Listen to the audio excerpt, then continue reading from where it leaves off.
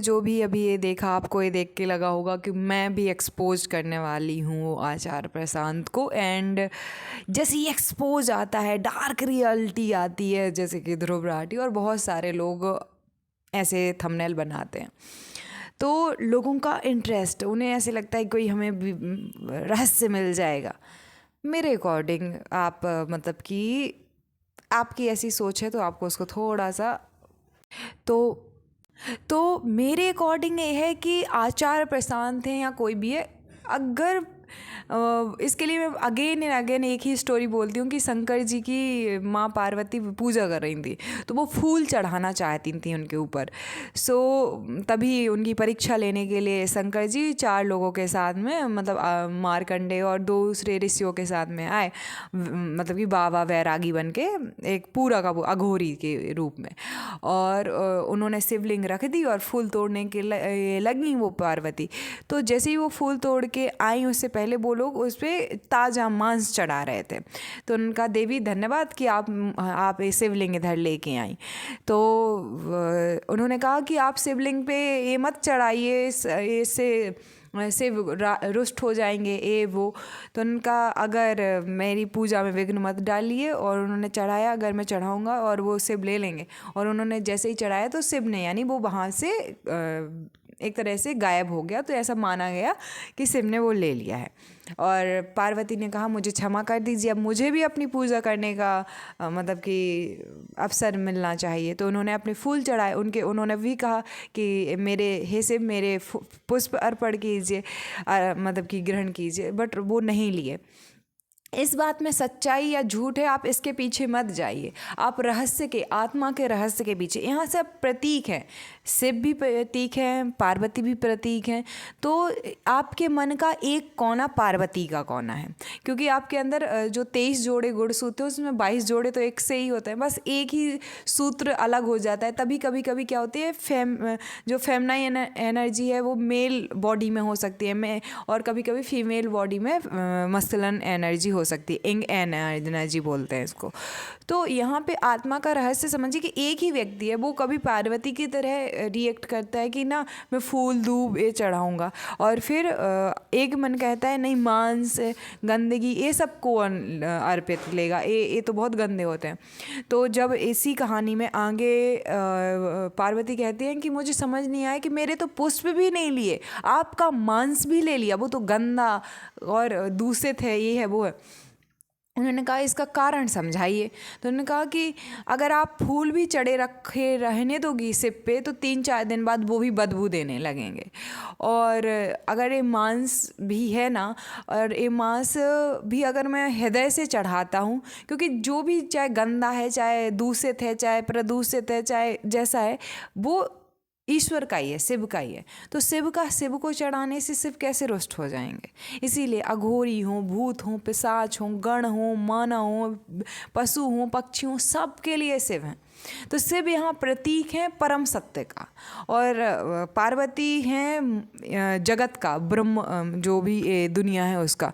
तो यहाँ प्रतीकात्मक एक इंसान की जो बॉडी है, स्थूल शरीर, वो मान लेता है, जो परम सत्य है उनके बीच की एक तरीके की बात है कि जो भी गंदा है, अच्छा है, भूत है, पिशाच हैं, सब है, वो सब भी शिव को ही अर्पण है। तो यहाँ पे आचार्य प्रशांत की स्टोरी इससे मैं कैसे रिलेट करूँ। आचार्य प्रशांत कह रहे हैं कि फूल चढ़ाओ, मतलब कि लड़कियों को पढ़ाई करने, पूरा टाइम वो खाना क्यों बना रही हैं, उन्हें किताबें पढ़ना चाहिए। किताबें पढ़ना गलत नहीं है, लेकिन किताबें सबके लिए नहीं हैं। 3 मार्ग हैं सत्य तक पहुंचने के लिए। भागवत गीता में भी देखेंगे तो चैप्टर्स में डिवाइडेड हैं, कर्म योग, ज्ञान योग और भक्ति योग। अगर हम पतंजलि योग सूत्र में भी देखें तो 92वां जो सूत्र है उसमें क्रिया योग बताया गया है, तप, स्वाध्याय और अष्टि ईश्वर प्रणिधान, तीनों एक ही बात है। तप मतलब कि कर्म करना, स्वाध्याय मतलब ज्ञान अर्जित करना, और ईश्वर प्रणिधान मतलब भक्ति करना। और जितने भी सांख्य दर्शन है वो मैंने पूरा तो नहीं पढ़ा है, क्योंकि सांख्य दर्शन में भागवत गीता में कपिल मुनि ने जो अपनी माँ को ज्ञान दिया, या फिर जो पूरे के पूरे 108 उपनिषद हैं, क्योंकि अभी पूरे मैंने वो 108 उपनिषद नहीं पढ़े, मैंने छांदोग्य उपनिषद और कठोपनिषद बस पढ़ा है। और जो मतलब कि ब्रह्म सूत्र हैं, इन सबको पढ़ने के बाद आपको सांख्य दर्शन का वास्तविक ज्ञान होता है। लेकिन वहाँ पे भी यही बात होगी, वहाँ पे जैसे योग सूत्र में, तो मैं आचार्य प्रशांत बहुत अच्छे गुरु हैं ज्ञान मार्गी शाखा के, लेकिन आप ये नहीं कह सकते हो जो अद्वैत को नहीं मानता है, जो द्वैत मानता है, जो भक्ति को मानता है, वो उसका मार्ग सही नहीं है। आप मतलब कि डायरेक्ट नहीं बट इनडायरेक्टली प्रेमानंद पे या अनिरुद्धाचार्य पे या दूसरे लोगों पे कुछ एक जनता है जो नहीं समझ सकती, उनकी वो क्षमता नहीं है समझने की, लेकिन इससे वो ये नहीं हो गया कि उनकी बुद्धि बौद्धिक स्तर पे वो सही नहीं है तो भावनात्मक स्तर पे नहीं है। भावनात्मक स्तर पे तो और गति होती है ना। अगर 3 मार्ग हैं, वायु मार्ग, जल मार्ग, थल मार्ग, तो जो वायु मार्ग है वो भक्ति मार्ग है। भक्ति मार्ग से सबसे सरल तरीका है सत्य तक, परम सत्य तक और ईश्वर तक और अपने आप तक पहुंचने का, क्योंकि उसमें आप सरेंडर कर देते हो, उसमें आप ये नहीं रहते हो मैं। और जो ज्ञान मार्ग है उसमें बहुत विडम्बना होती है, क्योंकि उसमें अपने आप को, तो वो थल मार्ग का रास्ता है, यानी खुद को चल चल के जाना पड़ता है, तो और कठिन है। वहाँ पे भक्ति के मार्ग मतलब कि सत्य के मार्ग में कोई आप ट्रेन, हवाई जहाज़, ट्रेन या बस या कार लेंगे वो शास्त्रों की, तो जल्दी भी पहुँच सकते हैं।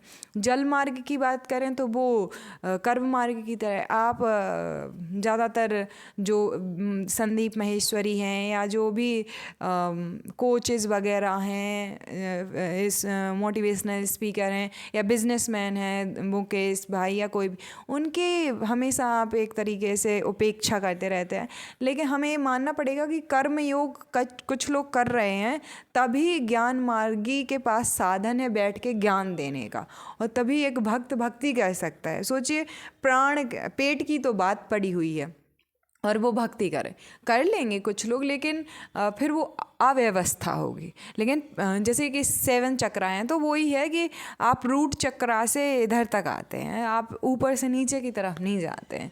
तो सबका अपना अपना मार्ग होता है, और हमें किसी की मार्ग, और जिस आक्रामकता के साथ आप बोलते हैं, तो विज्ञान भैरव तंत्र में ओशो बहुत अच्छे से एक बात एक्सप्लेन करते हैं कि एक शिव और शक्ति एक तरह से स्त्री और पुरुष का जब अगर वो करते हैं ना प्रतीक के रूप में देखा जाए, तो एक पुरुष जो है आक्रामक है।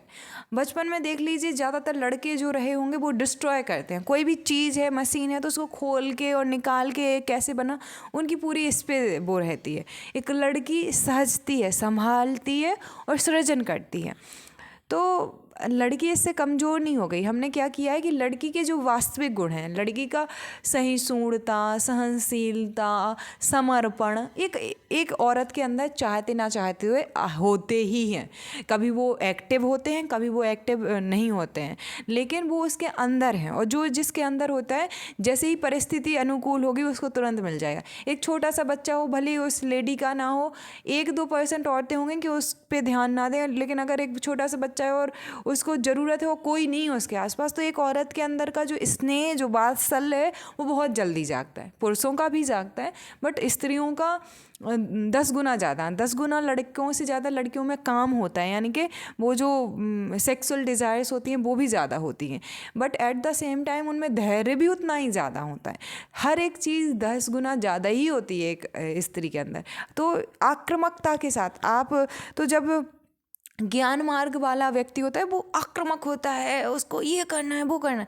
कर्म मार्ग भी है कि करना है, लेकिन भक्ति मार्ग वाला एक स्त्रीत्व होता है, स्त्री का हृदय उसके अंदर होता है, चाहे वो लड़का हो चाहे लड़की हो, वो एक स्त्रीत्व यानी स्त्री की जो व्यक्तित्व है उसको कहीं ना कहीं ग्रहण करने लगता है, और वो समर्पित हो जाता है उस परम सत्ता के सामने। तो इस वजह से एक्सपोज नहीं कहूँगी मैं, लेकिन जो अद्वैत को नहीं मानते हैं या जो भक्ति करते हैं, जो कर्म मार्गी हैं, उनकी अपनी अपनी वो रही हैं।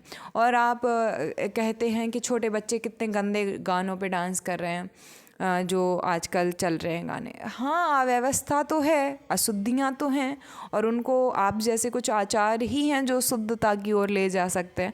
पर हर एक काल में वैश्याओं का बड़ा ही महत्व रहा है।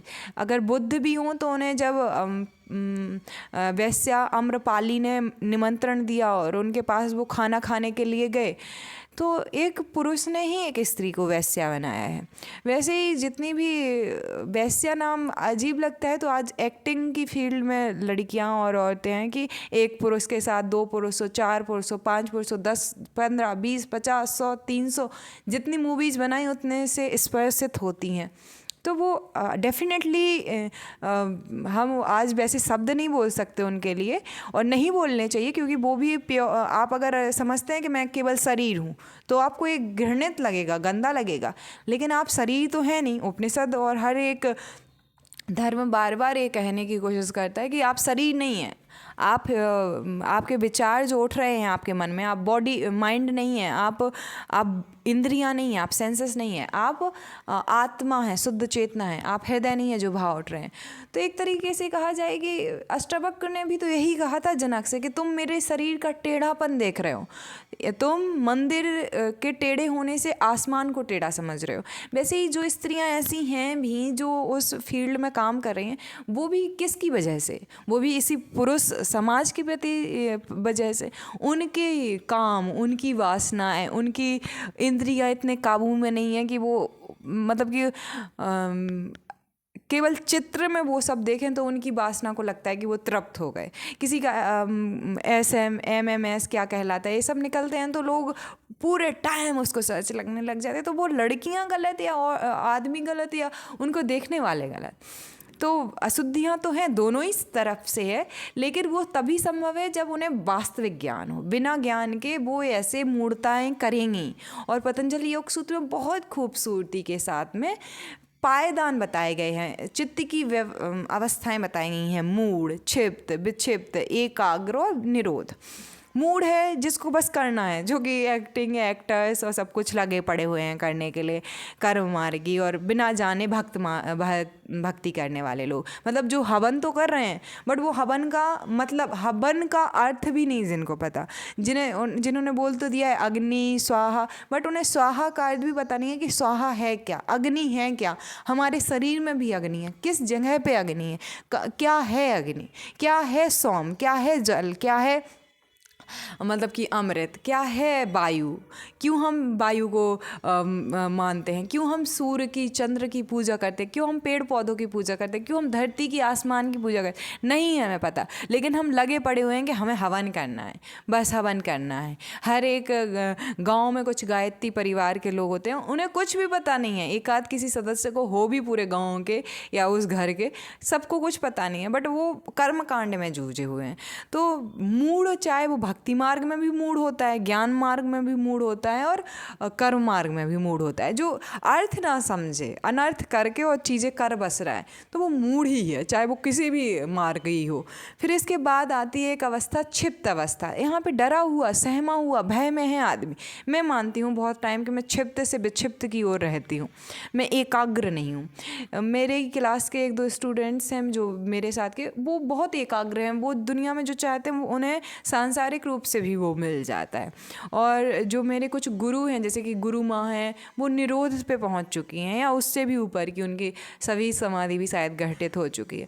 लेकिन तो क्षिप्त की ओर तो भय में है यहाँ आदमी, थोड़ा सा बदलाव चाहता है। रजस गुण, जैसे कि मूड का तमस गुण बहुत बड़ा होता है, यानी आलस, प्रमाद, पड़ा रहेगा, डला हुआ है, कुछ करने की इच्छा नहीं है, डला हुआ है। और जो क्षिप्त वाला होता है उसका रजस गुण काफ़ी हैवी होता है। तो अगर वो गलत काम भी करेगा तो बहुत मन से करेगा और करता ही रहेगा, डर भी लगेगा अंदर से, लेकिन करता रहेगा।